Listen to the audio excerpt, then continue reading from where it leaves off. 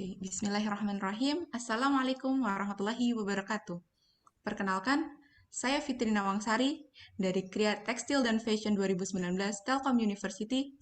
Di sini saya akan menjadi ketua program pelaksana InnoVillage Canting Simbah, eh, pembuatan web untuk peningkatan produksi batik bakaran. Perkenalkan, nama saya Maulana Malik Ibrahim dari jurusan S1 Informatika Angkatan 19, Telkom University sebagai anggota tim InnoVillage Project Canting Simbah. Halo, perkenalkan nama saya Muhammad Rofi Jamil. Saya dari S1 Ilmu Komunikasi 2020 Telkom University. Di sini saya sebagai anggota tim InnoVillage Project Batik Simbah, Canting Simbah.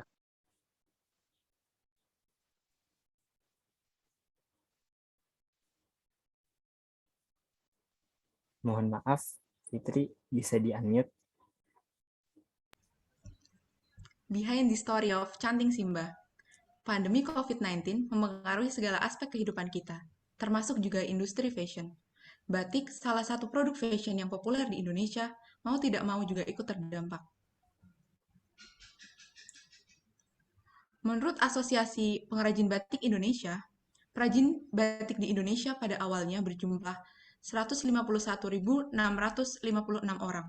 Namun, adanya pandemi COVID-19 ini mengakibatkan 113.742 orang atau sekitar 75% perajin tidak lagi berprofesi sebagai perajin batik, sehingga hanya menyisakan 37.914 orang yang masih membatik. Hal ini diakibatkan oleh perubahan pola konsumsi masyarakat yang lebih mengutamakan kebutuhan pokok dibanding kebutuhan gaya hidup seperti fashion. Keadaan ini tentu saja menjadikan tingkat penjualan batik menurun. Kondisi yang sama juga terjadi pada perajin batik di Desa Bakaran Kulon, Kecamatan Juwana, Kabupaten Pati. Baik, selanjutnya akan dilanjutkan oleh saya. Izinkan saya untuk menjelaskan dan menceritakan sejarah batik bakaran.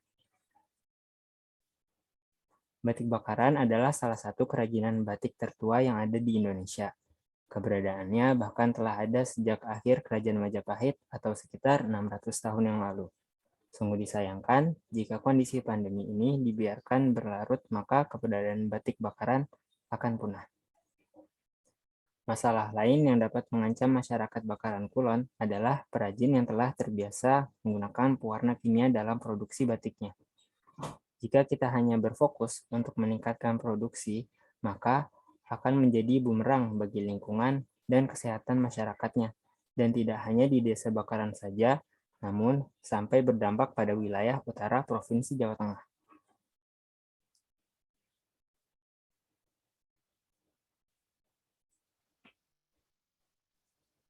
Dan selanjutnya akan dilanjutkan oleh Saudara Rofi Jamil.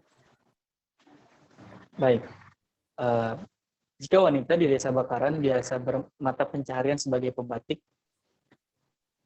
maka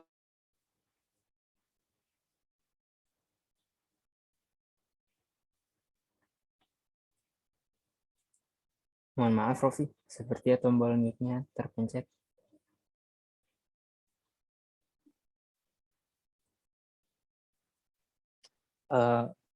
baik, saya izin melanjutkan. Jika wanita di Desa Bakaran biasa bermata pencarian sebagai pembatik, maka pria dari Desa Bakaran menggantungkan hidupnya dari beternak ikan bandeng karena letak wilayahnya yang dekat dengan laut. Produksi ikan bandeng dari Desa Bakaran sangat besar, bahkan dapat memenuhi kebutuhan ikan tidak hanya di Kabupaten Pati, tetapi juga di Provinsi Jawa Tengah. Nah, dapat dibayangkan jika pembatik terus-menerus memproduksi batik dengan bahan kimia, maka limbah yang dihasilkan dapat mencemari perairan yang digunakan untuk mengaliri tambak-tambak bandeng.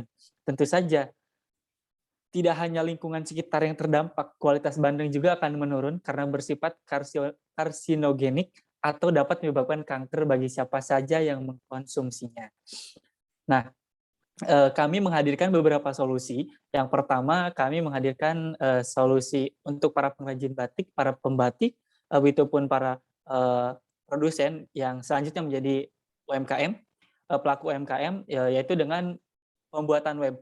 Nah, di sini kami menghadirkan dan kami membuatkan mereka fasilitas web untuk membantu pengrajin batik mempunyai fasilitas digital marketing.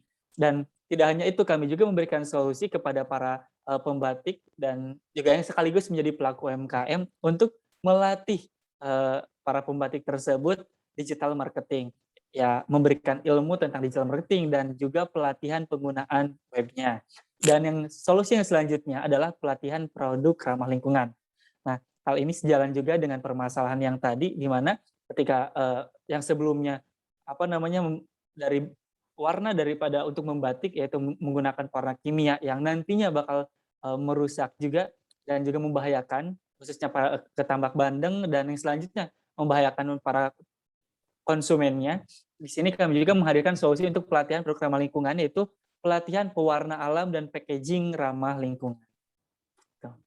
Baik, itu saja dari kami, dari tim Chatting Simbah. Kembalikan lagi kepada ketua. Oke, matur nuwun. Nyuwun ngapunten bilih wonten kalepatan.